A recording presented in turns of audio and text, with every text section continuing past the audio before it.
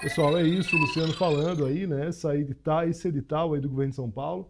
Tem muita coisa aberta ainda, né? Tem muita coisa em aberto. O Ministério da Justiça lançou essa diretriz, vamos dizer assim, para os estados. Inclusive, estados que quiserem aderir são estados que vão receber dinheiro para a implantação das câmaras. Mas, de qualquer forma, tem aí uma discussão ainda que está aberta. O fato é que é inevitável essa. Tem um problema hoje. Você tem um problema hoje técnico de armazenamento de informações, isso ao longo do tempo vai se resolver. Então não tem muito do que a gente imaginar que essas câmaras elas não vão ser de fato constantes para o trabalho de policial, do trabalho de policial. Pessoal, a gente vai agora conversar, deixa eu só voltar aqui. Bruno Huberman, professor de Relações Internacionais, a gente vai falar. Tudo bem, Bruno? O Bruno está aí entrando com a gente, vai falar desse resgate de reféns em Gaza e também dessa renúncia do ministro da Guerra de Israel, que acabou atacando aí Netanyahu, enfim, nas declarações. Bruno, como você vai? Tudo bem? Que análise você faz desses últimos movimentos aí de Israel em relação a Gaza? Muito obrigado pela presença. Imagina, Léo, obrigado pelo convite, novamente estar aqui, é sempre um prazer. Então, foram movimentos interessantes que aconteceram nas últimas horas, né? Porque, por um lado, aconteceu algo que israelenses desejavam há muito tempo, né? O resgate de 4 reféns, mas a operação cercada por diversas a morte de 270 palestinos nessa operação.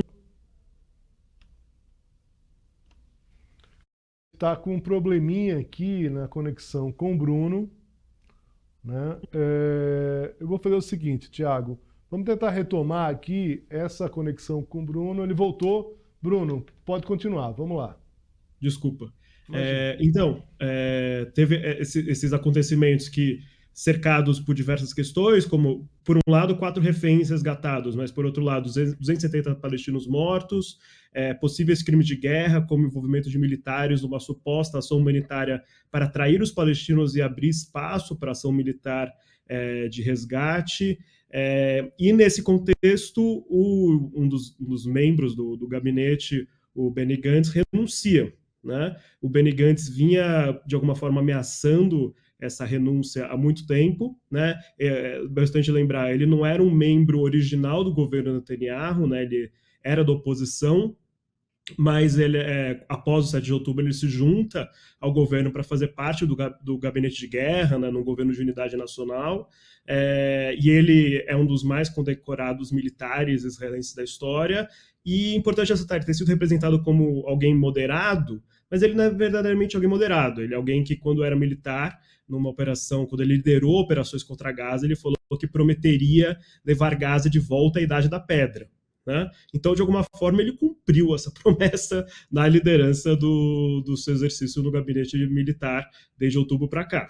Né? Então, ele não é uma figura moderada, mas ele é mais moderado do que os demais integrantes do governo que permanecem, que é o Smotrich e o Ben-Gvir, né? Porque a saída dele não derruba o governo Netanyahu, né? Ele continua existindo, só que torna o governo Netanyahu ainda mais vulnerável aos desejos dessa extrema-direita que, de alguma forma, mantém, né, o governo de pé. Então, o governo Netanyahu está de pé hoje em dia pelo apoio da extrema-direita e, consequentemente, pela manutenção da guerra total, pela anexação da faixa de Gaza, né, que é os objetivos da extrema-direita. Caso o Netanyahu, de alguma forma, se encaminhe para um acordo de cessar-fogo que envolva a libertação dos reféns, que era o que o Benny Gantz estava desejando, e é o que foi aprovado na ONU agora à tarde, imagino que você vai me perguntar disso agora, o governo cai, né? Então o Netanyahu estava nessa contradição e o que caiu foi o Benny Gantz. E o Benny Gantz, é importante ressaltar, ele é o favorito para ser o próximo primeiro-ministro.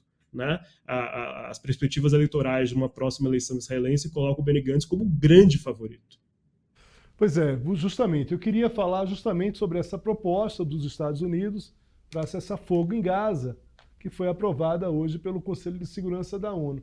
Depois eu queria voltar para Gaza, Bruno, para te perguntar sobre o que representa, do ponto de vista simbólico, político, esse resgate de israelenses lá, né, por esses militares israelenses, o que é que isso representa em relação à própria, à própria simbologia, como isso é simbólico dentro da própria força de Israel para conseguir fazer o que eles fizeram no sábado. Mas vamos primeiro para essa questão em relação à proposta dos Estados Unidos para cessar-fogo. Por que isso importa? Isso é muito importante e os Estados Unidos faz essa movimentação com o objetivo de pressionar Israel, né? Porque essa proposta teria sido apresentada pelo próprio Biden algumas semanas ao Netanyahu, e o Netanyahu tem relutado em aceitar. Né? As notícias que chegam até nós é que os palestinos estão dispostos a aceitar isso, né? O Hamas incluso. O Hamas há muito tempo sinaliza desejar o cessar-fogo, não deseja a manutenção do conflito, porque ele não tem muito mais a ganhar com a manutenção do conflito, isso é bastante óbvio, e a sua capacidade de resistência deve estar nas últimas, embora eles tenham ainda demonstrado capacidade de resistência, né, de alguma forma. Então, quem tem mais a perder com o fim da guerra é o Benjamin Netanyahu, esse homem que a gente vê na imagem, né, que vai perder o poder assim que o conflito acabar. Né?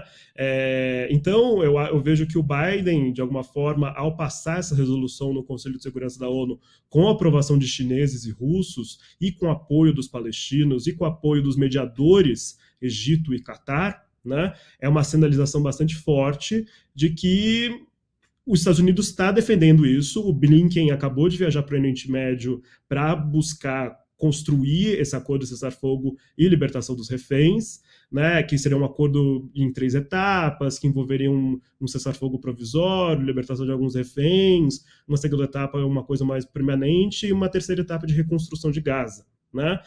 Mas a extrema-direita israelense não apoia, né, esse cessar-fogo. Ou seja, caso o Netanyahu seja pressionado pelos Estados Unidos a assinar esse acordo de cessar-fogo, o governo dele cai no mesmo dia. Então, o Netanyahu está entre a cruz e a espada, digamos assim. Bruno, só mais aí para a gente encerrar um pouco dessa análise sobre enfim, né, essa recuperação desses reféns, o que é que isso significa no meio de uma guerra, né? Do que se trata.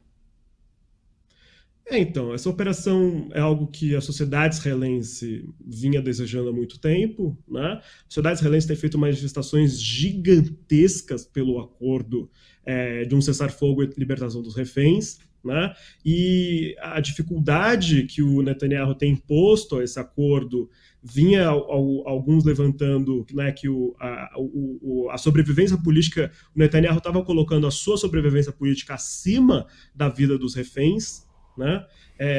E eu acho que essa operação, ela de alguma forma busca, de alguma forma, manter ambos do ponto de vista dele, ou seja, vamos resgatar os reféns de uma forma militar, ou seja, sem acordo, porque com terroristas nós não negociamos, que esse sempre é o discurso deles, e ao mesmo tempo manter vivo o seu governo e o seu poder político. Né? Eu vejo esse resgate como esse último esforço do Netanyahu em obter isso. Mas, embora eu celebre pessoalmente no nível individual a libertação de 4 reféns e que eles estejam bem sãos, as imagens que a gente vê deles é que eles estão com saúde após todos esses meses, que eles foram relativamente bem tratados, aparentemente, enquanto eles estiverem no cativeiro, né?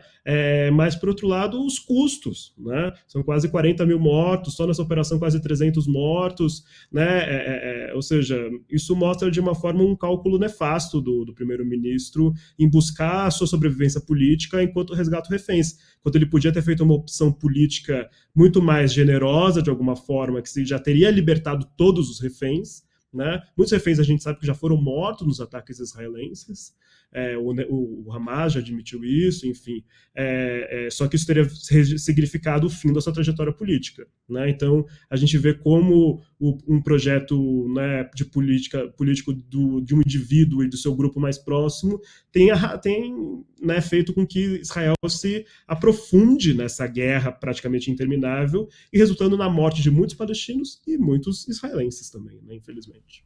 Bruno Huberman, muito obrigado aqui pelas explicações, análise aqui certeira em relação à proporção, né, de fato, esse cálculo desse resgate, como você disse, Foi uma operação ali com muitos mortos do lado palestino, enfim.